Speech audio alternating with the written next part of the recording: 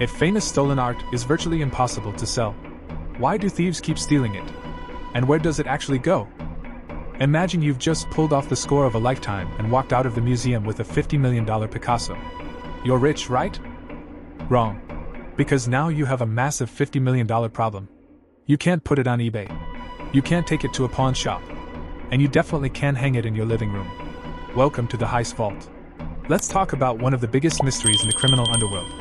Hollywood has sold us a very specific lie about stolen art, that there are shadowy billionaire collectors living in secret mansions paying thieves top dollar to steal masterpieces just so they can look at them alone in their basement. Law enforcement experts and art recovery investigators will tell you this Dr. No scenario almost never happens.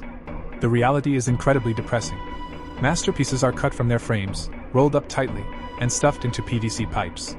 They are hidden in damp basements, attics, and the trunks of stolen cars. To the thief, a priceless Van Gogh isn't a masterpiece.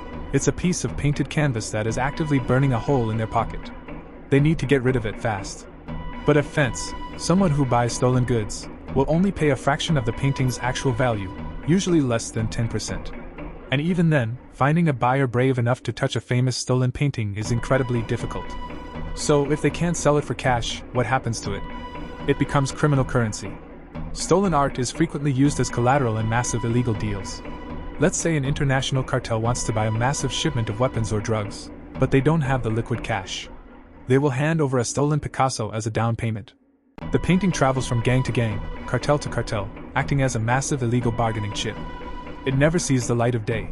It just lives in the shadows, trading hands between dangerous people. There is one other major reason a criminal will hold on to a stolen masterpiece. It acts as a get-out-of-jail-free card. Imagine a mob boss is facing 20 years in federal prison.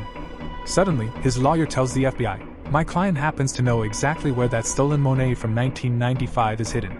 If you reduce his sentence to 5 years, he'll make sure it gets returned." It works more often than you'd think. The FBI gets a massive PR win by recovering a cultural treasure, the museum gets its painting back, and the criminal gets a lighter sentence. In the underworld, a stolen painting is the ultimate leverage. The truth about stolen art isn't glamorous. The world's greatest missing treasures aren't hanging in a billionaire's secret lair. They are likely rotting in a storage unit, waiting to be traded in a dark alley, or held as a trump card by someone hoping to beat a prison sentence. Is stealing masterpieces truly worth it? Let me know your thoughts in the comments. For true heist stories, check the channel. Don't forget to subscribe and keep your valuables locked up.